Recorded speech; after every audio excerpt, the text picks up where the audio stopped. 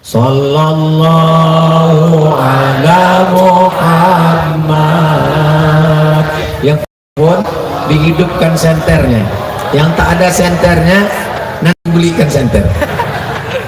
Sallallahu ala Muhammad, sallallahu alaihi wasallam, sallallahu ala Muhammad, sallallahu alaihi wasallam. Ya Nabi salam alaika, ya Rasul salam alaika, ya Habibi salam alaika, salawatullah alaika. Oke, turunkan tangannya. Itu lama-lama ketiak basah. Masya Allah, tabarakallah. Mana kertas pertanyaan tadi, Tengku? Pertanyaan ini akan diseleksi oleh tim. Pertanyaan-pertanyaan yang kira-kira menambah iman dan amal soleh. Amin.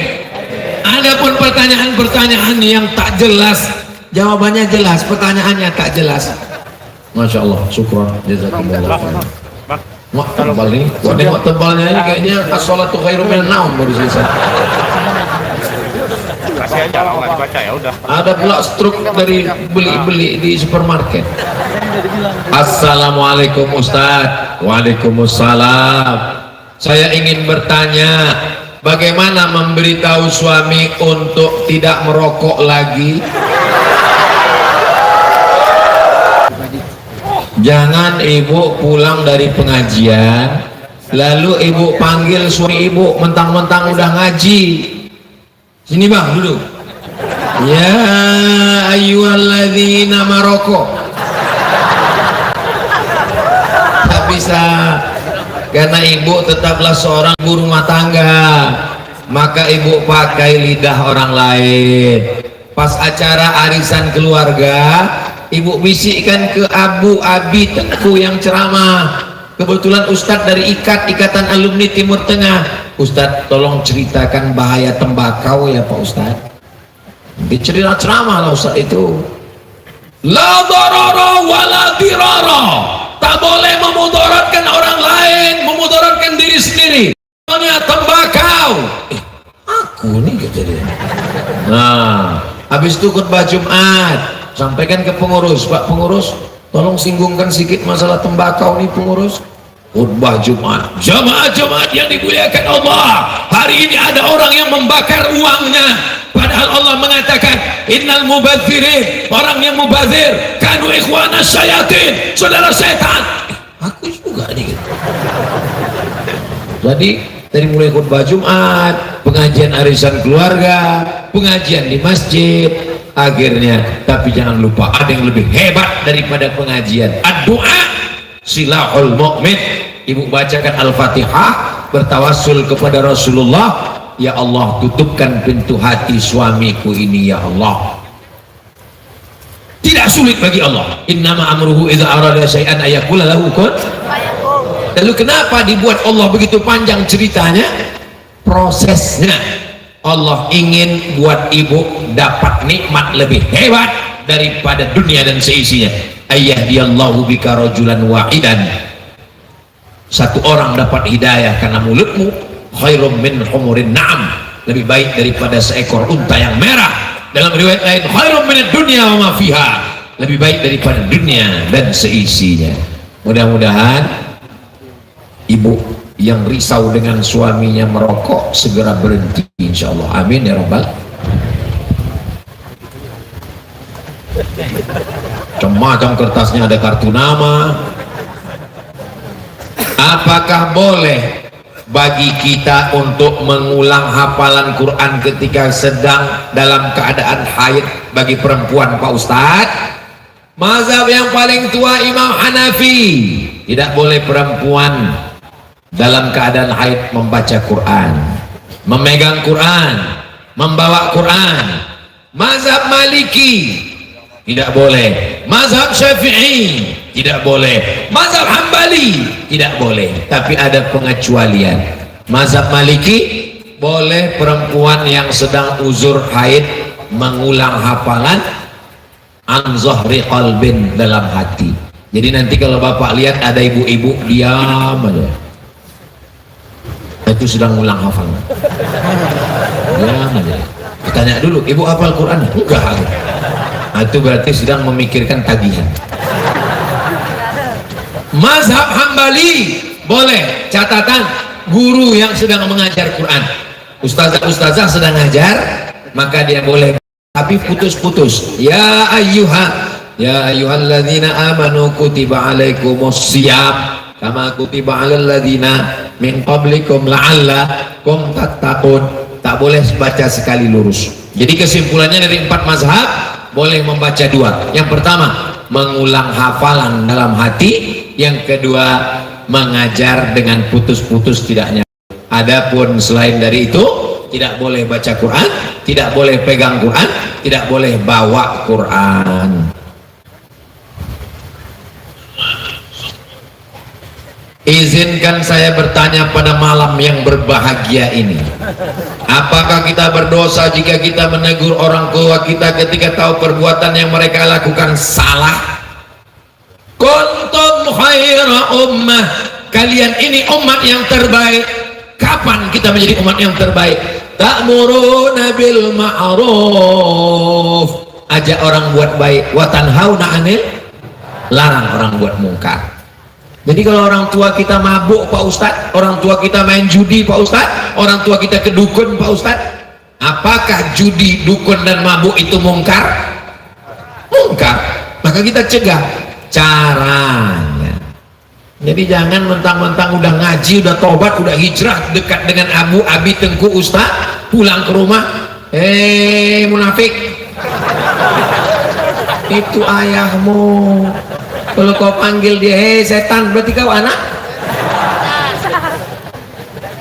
Coba lihat Nabi Ibrahim alaihissalam. Apa kata ayahnya Azar? La illam tantahi, kalau kau tak berhenti menceramahi aku, la arjumannaka, ku lempar kau pakai batu sampai mati. Wahjurni maliya, tinggalkan aku, pergi jauh sana. Apa kata Nabi Ibrahim? Sa'astaghfirulaka rabbi, aku akan mintakan ampun kepada Allah untukmu wahai ayahku. Innahu kana bi hafiya, Allah itu mengabulkan doa-doaku. Jadi tidak boleh berkata kasar kepada orang tua. Wa in jahadaka, kalau orang tuamu memaksamu ala an tusyrika bi, mempersekutukan aku, kata Allah, la tuti'huma, jangan kau taat pada ke orang tuamu. Tapi baca ujung ayatnya, wasahibhuma fid dunya ma'rufa, tetaplah bergaul, berinteraksi dengan baik, jangan pernah berhenti, tapi dengan cara yang santun. Ud'u ila sabil rabbik, ajak kedua orang tuamu ke jalan Allah bil hikmah, dengan kata-kata yang santun, wal mau'izatil hasanah, dengan suri tauladan yang baik. Mesti berdebat, berargumentasi. Wajadilhum billati hiya ahsan, berdebatlah dengan cara yang terbaik. Jadi kalau kebetulan ibunya belum pakai jilbab, belum menutup aurat, mak pakai baju tutup aurat ya mak ya, kelihatannya ketiak mak itu macam leher onta. Kasar kali cakap kau, kalau tak percaya tengoklah mak, ini ngomong. Jangan kasar-kasar, karena bagaimanapun dia dulu yang mengandungmu 9 bulan 10 hari, melahirkanmu meregang nyawa.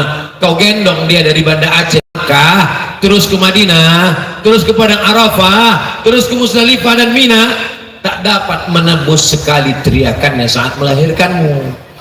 Dengan kata yang paling lembut, paling baik, pakai lidah orang lain, pinjam lidah ustadz untuk menyampaikan kebaikan, dan doakan dia. Allah akan membukakan pintu hidayah. Tak ada yang sulit bagi Allah, tapi Allah ingin melihat sabaranmu dan keseriusanmu. Mudah-mudahan orang tua kita yang belum lagi dapat hidayah, dibukakan Allah pintu hidayah insyaallah. Apa hukumnya suami yang tak mau kerja bertahun-tahun? berharap istri yang bekerja untuk menafkahi keluarga.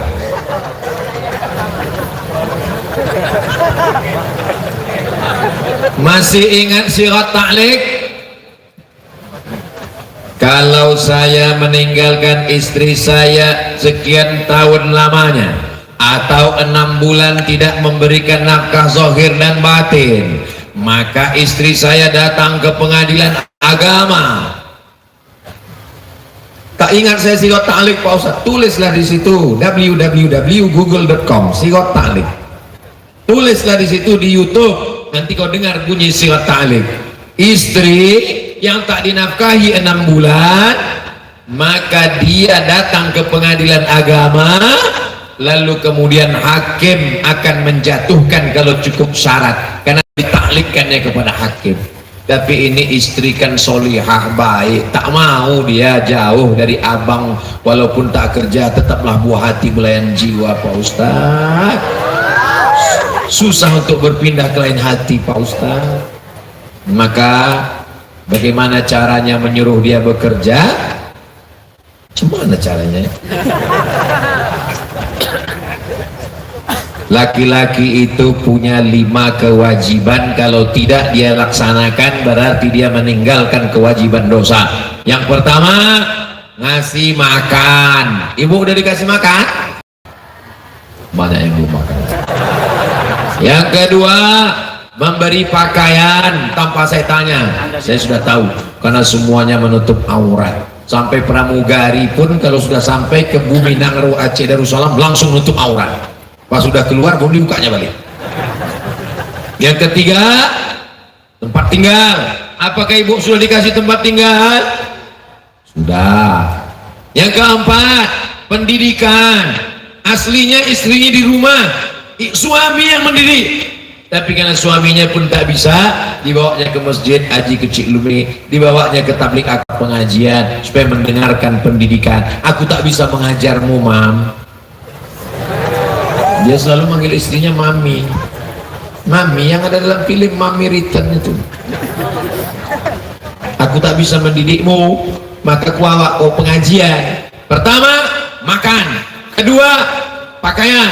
Ketiga, tempat tinggal. Keempat, pendidikan. Kelima, perhatian. Jadi kalau ada perempuan tidak diberi perhatian, dia akan mencari perhatian suami tetangga. Nah itulah dia kalau berjalan berbunyi kakinya kerincing, kerincing, kerincing, kerincing. Wajahnya biasa aja, lipstiknya mencari perhatian orang gara-gara suaminya tak memperhatikannya.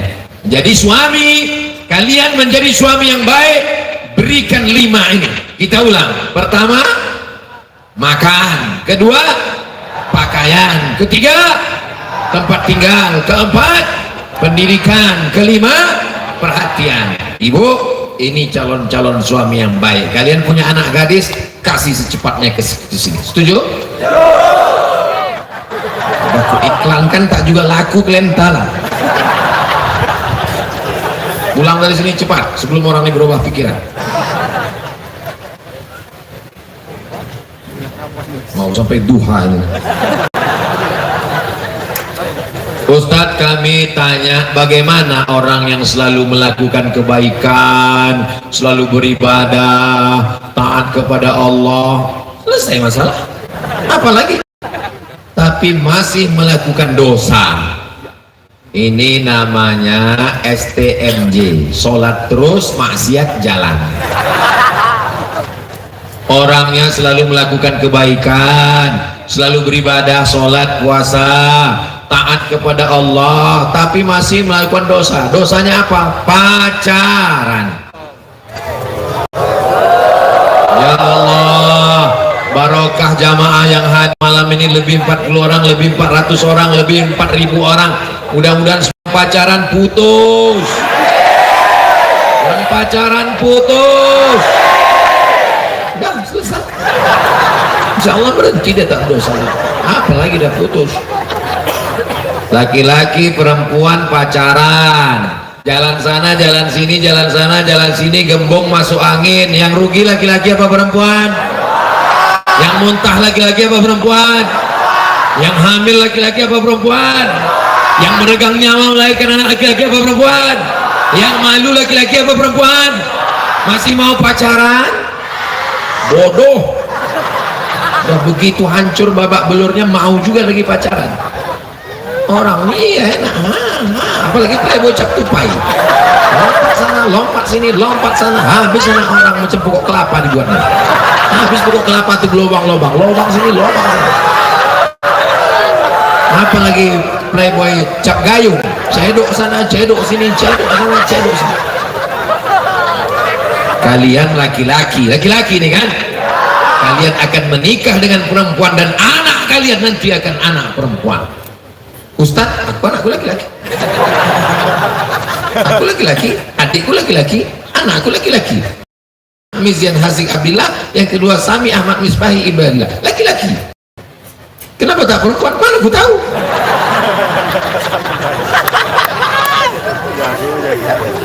Kau akan punya anak perempuan, kau punya adik perempuan, jangan sepelekan perempuan. Kalau kau jantan, jangan kau bawa bunga mawar, tapi bawalah mahar. Setuju? Hai bapak-bapak, kalau kau punya anak gadis, datang laki-laki pertama kali, kasih dia air minum. Datang kedua kali, tanya, what do you want? Kau mau apa datang kemari? Ini udah dua kali kau datang kemari. Nah, membawa anak bapak sekali aja. Kau pikir anakku ini toples? Kamu mau jalan-jalan aja pak, sebentar aja. Nanti kami belikan bapak mie ayam. Tak ada mie ayam, pergi kau. Datang ibu itu dari dapur. Kasihlah bang, kita dulu lebih parah dari itu.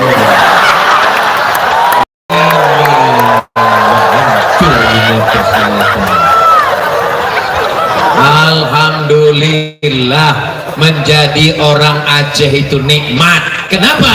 Karena ada polisi wilayah Hisbah. Itulah untungnya menjalankan syariat Islam. Tidak hanya narkoba, tidak hanya judi, tapi masalah aurat laki-laki perempuan pun diatur. Dan ada polisi adab yang mengurus masalah itu, insya Allah. Ya Allah, jagalah Guminang, Ro Aceh, Darussalam ini tetap bersyariat, supaya anak-anak kami ini selamat dari zina, ya Allah. Yang pacaran-pacaran segera kalian berhenti. Kalau ada anak muda buat dosa, tengok dosanya apa. Oh, dosanya pakai narkoba Pak Ustadz, kirim dia ke pesantren. Apa nama pesantrennya? BNN, Badan Narkotika Nasional. Kalau dosanya pacaran, nikahkan dia. Carikan perempuan, asalkan perempuan dapat, nikahkan. Kau saja cantik kali. Ini agak panjang sedikit. Tarik nafas dulu ya. Saya bekerja di sebuah kantor pemerintahan yang aturan bekerjanya dari pagi sampai sore. Tapi di kantor saya cuma bekerja dari jam 9 sampai azan zuhur. Ngapain kok sampai sore? Pulang saya lagi ya. Saya bekerja di sebuah kantor pemerintahan yang aturan kerjanya dari pagi sampai sore. Tapi di kantor saya kerjanya cuma dari jam 9 sampai zuhur. Apabila piket baru sampai azan asar. Aturan itu dibuat atas kesepakatan pegawai-pegawai. Sedangkan saya sendiri sebagai pegawai kontrak. Gimana hukumnya saya bekerja di situ Pak Ustadz? Apakah gaji yang saya terima halal atau haram? Pekerjaan itu dua jenisnya. Yang pertama yang dipakai waktunya, yang kedua menyelesaikan tugasnya. Contoh bekerja yang dibayar waktunya, masuk jam 8 keluar jam 4, itu yang dibayar adalah waktunya. Jadi kamu masuk itu yang dibayar waktu, dia melayani orang banyak. Pokoknya dari jam 8 sampai jam 4 dia mesti ada di situ, karena orang datang akan dia layani orang banyak. Yang kedua, dia bekerja asal selesai tugas habis. Contohnya dosen tidak mesti masuk dari jam 8 pagi sampai jam 4 sore, aturan yang lama. Sekarang saya tak baru karena sekarang saya tak tahu karena saya sudah keluar. Yang penting dia punya beban 12 SKS, 16 SKS, 2 SKS, 16 tatap muka. Asal sudah masuk 2 kelas 1 hari, 3 kelas pulang, tak mesti jam 4 sore. kecuali ada aturan mengantor, kesepakatan. Jadi kalau sudah kesepakatan itu merupakan aturan, maka dia mesti ikuti aturan itu. Kalau tak mau, keluar, buka usaha lain. Kalau tidak, maka dia berarti makan gaji buta, uang Pemda, uang rakyat. Dia akan diminta tanggung jawab di hadapan Allah Subhanahu wa Ta'ala. Maka sebelum masuk kantor itu tanya dulu, sistem kerja di sini ini apakah yang dipakai waktunya atau tugasnya? Kata atasan, tak ada tugas-tugas di sini. Pokoknya kau masuk dari jam 8 pagi sampai jam 4 sore. Jam 4 baru boleh keluar. Cek log pagi, cek log sore. Nah, itu berarti mesti gitu. Tapi kalau kata dia asal selesai tugas pulanglah, berarti jam 12 pun selesai pulang. Ada yang 2 jam selesai pulang, karena yang dilihat tugasnya. Yang bayar itu mengerjakan tugasnya, bukan waktunya. Jelas? Kalau tak jelas pulang sekali lagi. Bagaimana menurut Ustadz tentang penerapan ilmu fikih, tauhid, tasawuf, serta penerapan contohnya dalam kehidupan? Perempuan auratnya semua mesti ditutup kecuali wajah dan telapak tangan. Pertama akidah, kedua fikih, ketiga tasawuf atau akhlak. Pertama akidah, kedua fikih, ketiga akhlak atau tasawuf. Kenapa disebut tasawuf? Karena diambil dari kata sofa, artinya suci, mensucikan hati dari hasad, dengki, busuk hati, iri, hasad, membersihkan hati, tazkiyatun nafs. Ada ustadz ceramah di masjid, kalau kamu menjalin transaksi hutang piutang, maka bayarlah tepat pada waktunya. Itu pembahasannya tentang akidah, fikih atau akhlak? Tentang fikih, karena terkait tentang hutang piutang, muamalah.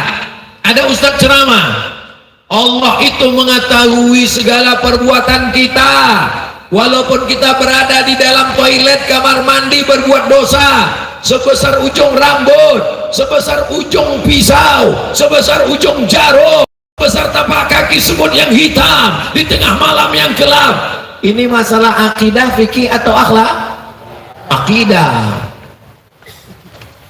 Marilah kita mensucikan hati kita, jangan sampai kita dengki menengok orang. Ada orang rumah baru sakit jantung koroner, ada orang mobil baru naik darah tinggi, ada orang bini baru kita langsung mati mendadak. Ini masalah apa? Akhlak. Maka dimanapun ngajinya itu tak keluar dari 3, akidah, fikih, dan akhlak. Dari mana sumbernya?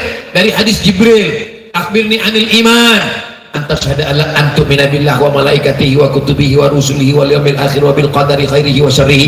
Akhbirni anil islam, anta syahada an la ilaha illallah wa anna muhammadar rasulullah wa tuqimas shalah wa tutiyaz zakah wa tasuma ramadan wa tahujjal baita in istata'ta ilaihi sabila. Akhbirni anil ihsan, anta ta'budallaha ka'annaka tarahu fa illam takun tarahu fa innahu yaraka. Beribadahlah engkau seakan-akan Allah melihatmu. Kalau kau tidak bisa melihat Allah, maka Allah melihatmu.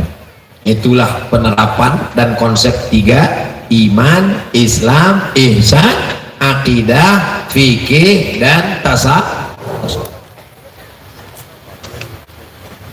Apakah berdosa jika tiap pagi sholat subuhnya lambat? Ini nampaknya mau nawar-nawar deh.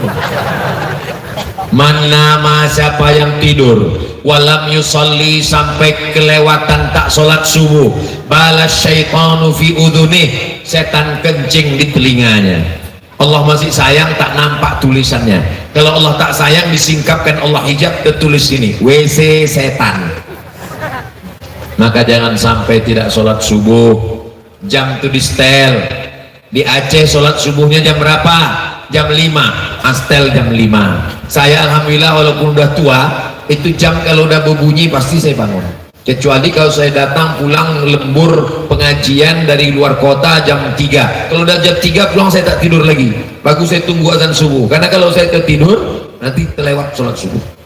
Jadi kalau ada orang Aceh sholat subuh jam 5, pulang dia ke rumah habis nonton bareng jam 4.10 Bismika Allahumma ahya wa amut.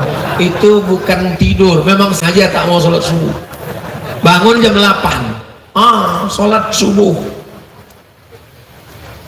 Heran anak saya itu Pak Ustadz, sejak dengar pengajian Ustadz sholat subuh, sholat duhanya pun berkunut sekarang. Iyalah subuh kesiangan, karena memang susah bangun walaupun sudah memasang alarm dibangunkan oleh kawannya. Apakah ada solusi atau doa yang bisa diamalkan Pak Ustadz? Tidur cepat, jangan sampai lambat tidur. Tidur cepat, jam 10 tidur. Udah jam lewat 11 insya Allah habis ini pulang terus. Saya sejak Piala Dunia ini nggak bisa tidur cepat Pak Ustadz, karena udah terbiasa malam. Pulang dari sini kau beli antimo langsung, tapi sebiji, jangan sepapan, seminggu tidurnya. Dan siang jangan tidur siang terlalu lama, kailulah sebentar, setengah jam 1 jam, cepat tidur supaya mudah bangun. Saya kalau tidur jam 12 masih bangun jam 4, masih bisa 1, 2, 3, 4. Tapi kalau sudah jam 3 saya pulang, saya tak tidur lagi, karena kalau tidur payah bangun. Tunggu aja, menulis, membaca segala macam, mendengar, itu bangun nanti langsung sholat subuh. Begitu kuncinya. Mengenai batas menutup mukena wanita sampai dagu, apakah sebelum mengetahui apakah harus mengqadha ulang sholatnya Pak Ustadz? Mazhab Hanafi, mazhab Syafi'i, ini kaki ini mesti ditutup, kaki, pakai kaos kaki atau pakai kain yang menutup sampai ke bawah. Mazhab Hanafi kata dia tidak, mazhab Hanafi ini rasional. Mazhab Hanafi katanya kaki tak perlu ditutup. Kenapa tak perlu ditutup? Karena waktu berdiri kaki itu ditutup oleh kain. Waktu tegak tapak kaki itu tertutup otomatis. Waktu sedang sujud kaki itu tertutup dengan kain. Maka kaki itu di dalam, untuk apa ditutup? Kata rasional mazhab Hanafi. Mazhab Syafi'i, kaki itu disampul dengan kaos kaki, karena dikhawatirkan terbuka. Mazhab Hanafi enggak. Kenapa? Karena waktu berdiri tapak kaki nempel ke bawah, waktu ruku sujud kain menutup ke bawah. Jadi kata dia, untuk apa ditutup? Itu argumentasi orang yang kainnya kemari waktu dagu. Kenapa? Karena tak ada, karena pangkal dagu ini ke bawah, tak ada orang menengok. Mana ada orang menengok? Pangkal dagu ini ke bawah. Jadi kalau ada orang pakai mukena, di sini kainnya, maka pangkal dagu ini, kecuali kalau dagunya panjang kemana, atau dua dagunya, satu di sini satu di sini. Itu argumentasi rasional mazhab Hanafi tentang kaki yang dikiaskannya kemari. Jadi sudah terlanjur dia tidak qadha lagi. Adapun yang akan datang, kalau dia khawatir, da'ma yaribuka ila ma la yaribuka, tinggalkan yang meragukanmu kepada sesuatu yang tak meragukanmu. Kalau ragu kemari, maka ke sini sampai kemari sehingga tak ragu lagi. Jadi ada mukena itu dipasang, ada tambahan kain begini biar supaya tidak terbuka pangkalnya. Apa hukum barang yang ditemukan di laut? Luqatah barang yang jatuh. Likulli saqit laqit, setiap barang yang jatuh ada yang menemukannya. Nama barangnya luqatah, orang yang menemukan namanya laqit. Apa hukum barang yang ditemukan ketika bencana seperti banjir? Karena yang saya baca dalam salah satu kitab Matan Takrib, luqatah adalah barang temuan yang ditemukan di jalan, di tanah, ditemukan di jalan. Dari mana dia? Jatuh. Apa beda orang berjalan di jalan dengan orang di laut naik sampan? Beda transportasi. Di jalan dia naik kuda, naik pedati, naik kendaraan. Di laut dia naik sampan, naik perahu. Sama-sama barang yang jatuh. maka dia tetap dihitung sebagai barang temuan, diumumkan selama setahun. Kalau setahun tidak ada yang mengaku, berarti itu milik engkau. Kalau selama setahun itu ada, berarti serahkanlah kepada dia. Jadi selama setahun itu doanya, mudah-mudahan tak ada yang mengaku barang. Kertas terakhir. Oh belum lagi, ada terakhir satu lagi. Kita yang selalu pasrah akan cobaan dan ujian selalu ikhlas, tapi ujian dan ujian selalu datang silih berganti. Apa yang harus kami lakukan? Apakah ini cobaan atau hukuman? Bagaimana nasihat Ustadz untuk kami? Terima kasih Pak Ustadz, semoga Ustadz Tengku Abdul Somad selalu dalam lindungannya, amin. Adakah manusia ini yang tidak diuji Allah Subhanahu wa Ta'ala? Tak ada. Nabi Adam alaihissalam diuji. Apa doanya? Rabbana zalamna anfusana wa illam taghfir lana wa tarhamna lanakunanna minal khasirin. Nabi Ibrahim diuji. Ujian pertama punya ayah Azar penyembah berhala. Ujian yang kedua menghadapi umat yang menyembah bintang gemintang. Ujian yang ketiga menghadapi umat yang menyembah berhala. Ujian yang keempat tidak punya anak. Ujian yang kelima punya anak mesti diasingkan ke tanah suci. Ujian yang keenam diminta untuk menyembelih anak. Tidak ada manusia yang hidup tanpa ujian. Cuman kita tak tahu ujian dia. Enak kok ya, kemana-mana, jalan sana jalan sini, aku tak bisa pergi jauh. Kenapa? Aku diuji Allah, aku di rumah aja. Kenapa kau di rumah terus? Kau tengoklah keningku berbisul. Kita sangka dia ini yang berjalan ke sana ke sini ini tak ada ujian. Enak kau ya, jalan ke sana kemari tak ada ujian. Aku sebetulnya dari tadi ini jalan sana ke sini karena berbisul juga. Di mana? Di sini. Tapi bukan berarti saya berdiri dari tadi ini berbisul. Jadi kadang kita menyangka orang lain tak ada bisulnya, padahal bisul dia lebih parah, cuman dia tak mengeluh saja. Apakah yang datang ini azab? Ada orang demam. Dari mana kita tahu demamnya itu azab? Atau demamnya itu menggugurkan dosa? Atau demamnya itu mengangkat derajat? Kan tiga kemungkinan. Tak tahu kita. Tidak ada hadisnya kalau demamnya demam panas tinggi itu laknat, kalau demamnya demam puyuh itu ngangkat derajat. Nggak ada. Maka sikap kita kalau datang sesuatu yang tak menyenangkan, husnuzon, ana inda husnuzonni abdi bi. Mudah-mudahan dengan segala musibah itu Allah melepaskan dari dosa-dosa kita. La yusibul mu'min min nasabin wala wasabin wala saqamin wala syaukin. Orang yang duri menusuk tapak kakinya, demam panas, gundah gulana, sakit kepala, kaffarallahu anhu biha sayyiati. Dengan itu Allah menghapuskan segala dosa-dosa. Kertas terakhir. Kertas yang terakhir nih merah pula tintanya. Bagaimana cara mendekatkan atau mendatangkan jodoh untuk saya? Saya seorang akhwat. Rezeki harimau tidak tertukar dengan musang. Kalaulah rezeki musang ditangkap, tahu musang? Bukan musang king, itu durian. Kalaulah rezeki musang ditangkap harimau, maka musang itu sudah punah di dunia ini. Apakah masih ada musang sekarang? Masih.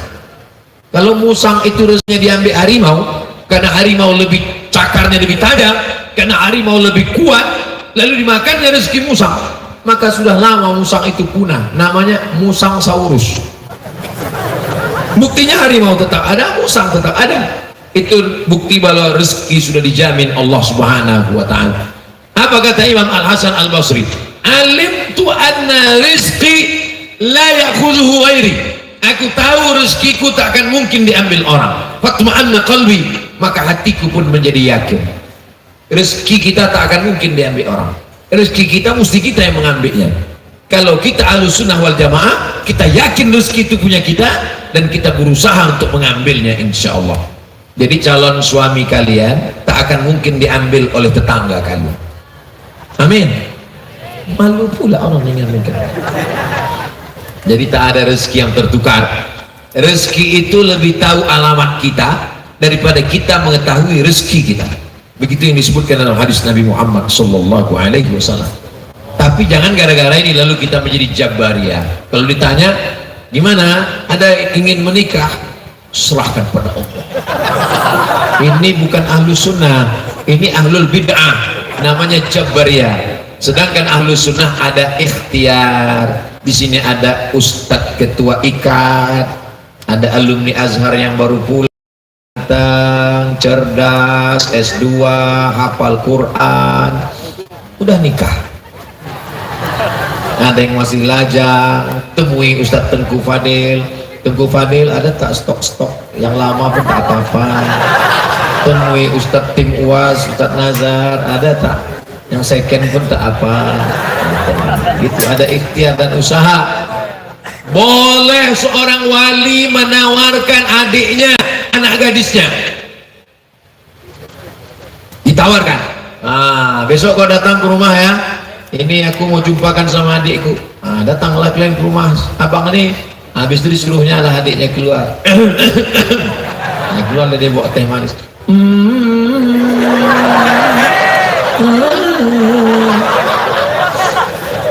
Walaupun kau tengoklah sambil nengok teh itu. Jadi harus ada usaha dan ikhtiar. Satu lagi Ustaz, jika ada yang datang dengan niat serius, bagaimana memantapkan hati? Memangnya ada pilihan lain? Macam banyak aja pilihan. Kalau udah datang itu, jadi perempuan ini begini. Perempuan ini seperti orang masuk kerja, masuk kantornya jam 8, kantor tutup. Keluar dari rumah jam 7. Jam 7 lewatlah bis pertama. Lewat bis, tang-tang, kata klakson bis. Penuh kali bisnya. Nantilah jam 7.15 berlalu satu bis. Jam 7.30 muncul bis. Memang tidak penuh, tapi nggak ada AC-nya. Nantilah 7.45 lewat ojek. Peng. Ojek pula, nanti ada bis lagi. 7.59 apa yang lewat pun jadilah.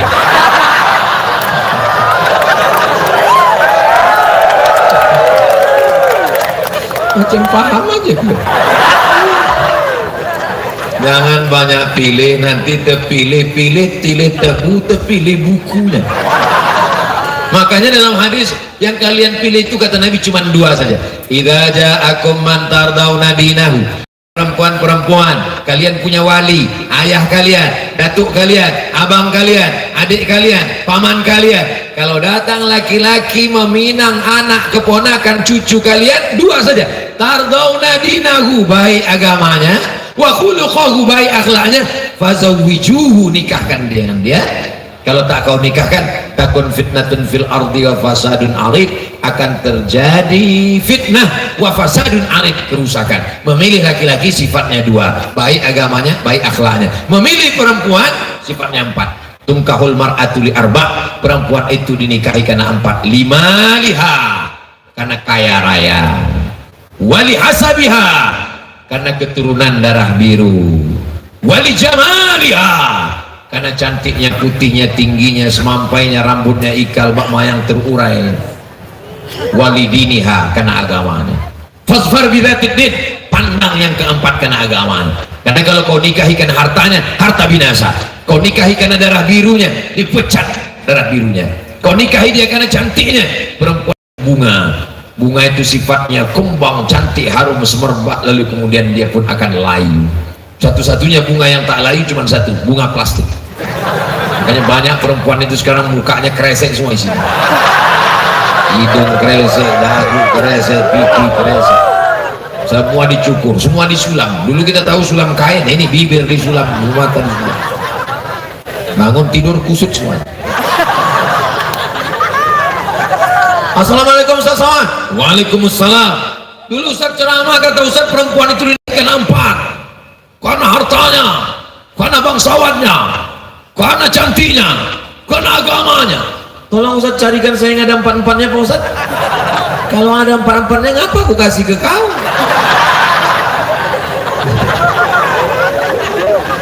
Tolong untuk yang ini nanti diedit.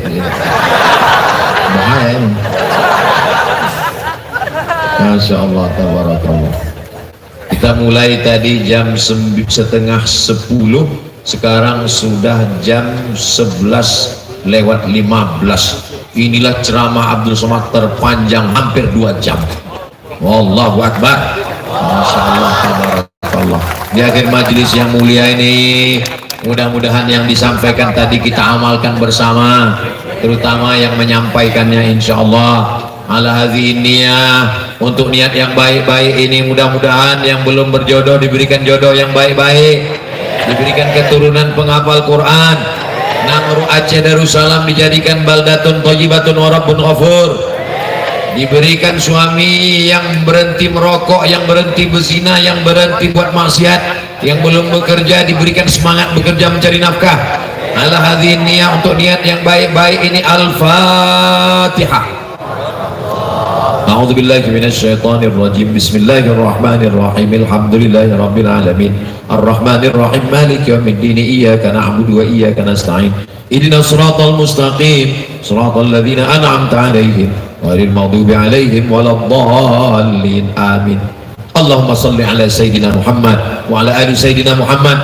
Allahumma anzilir rahmata was salamata wal barakata ala hadhil jamaah. Turunkan keselamatan, kerahmatan, keberkahan kepada seluruh jamaah yang berada di Majlis Akbar lapangan Masjid Haji Kecik Lumi ini ya Allah. Allahumma la tada' lana dzamban illa ghafartah.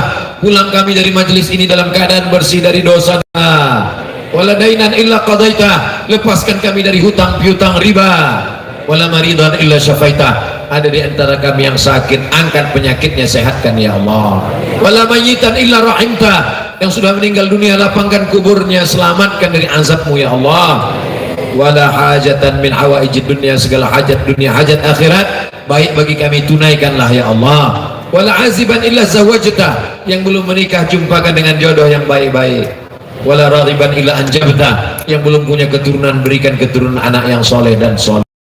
Allahumma dafa'na al-ghala wal waba wal fahsya wal riba wal zina wal munkar. Selamatkan Nangro Aceh Darussalam dari malapetaka, bencana riba, zina, narkoba, perbuatan keji dan mungkar. Rabbana fil lana dzunubana, ampunkan dosa kami, wali abaina, ayah kami, wali ummahatina, ibu kami, wali azwajina, pasangan hidup kami, wali masyayikhina, guru-guru kami, wali man hadarana, semua yang hadir di majlis ilmu ini ya Allah. Allahumma in kana rizquna fis sama', kalau rezeki kami masih tergantung di langit, turunkan ke negeri kami ya Allah. Wa in kana fil ardi fa akhrijhu, kalau masih tertanam di tanah, naikkan ke negeri kami ya Allah. Wa in kana ba'idan fa qarribhu, kalau masih ada di tengah lautan jauh, dekatkan ke tempat kami ya Allah. Allahumma rzuqnal istiqamata 'ala syari'atil gharra wa tariqatil bayda. Berikan kami istiqamah dalam agama yang benar ini ya Allah. Allahumma ja'al akhir kalamina, jadikan akhir kalam kami ketika ajal kami sampai, kalimat yang terakhir keluar dari mulut kami, la ilaha illallah Muhammadur Rasulullah sallallahu alaihi wasallam. Kalimat haqqin 'alaiha nahya, dengan itu kami hidup, wa 'alaiha namutu, dengan itu kami mati, wa biha nub'atsu, dengan itu kami nanti akan dibangkitkan di padang mahsyar. Rabbana atina fid dunya hasanah wa fil akhirati hasanah wa qina adzabannar. Wa sallallahu ala sayyidina Muhammad wa ala alihi wa sahbihi wa sallam, walhamdulillahi rabbil alamin. Taqabbalallahu minkum minna wa minkum, taqabbal ya karim. Terima kasih segala perhatian, mohon maaf segala kesalahan kekhilafan. Ulang dengan tenang, sampah-sampah bawa, buang ke tempat sampah, jaga ketertiban dan kebersihan, tunjukkan Islam agama yang bersih. Mudah-mudahan Allah selalu melindungi kita. Wassalamualaikum warahmatullahi wabarakatuh.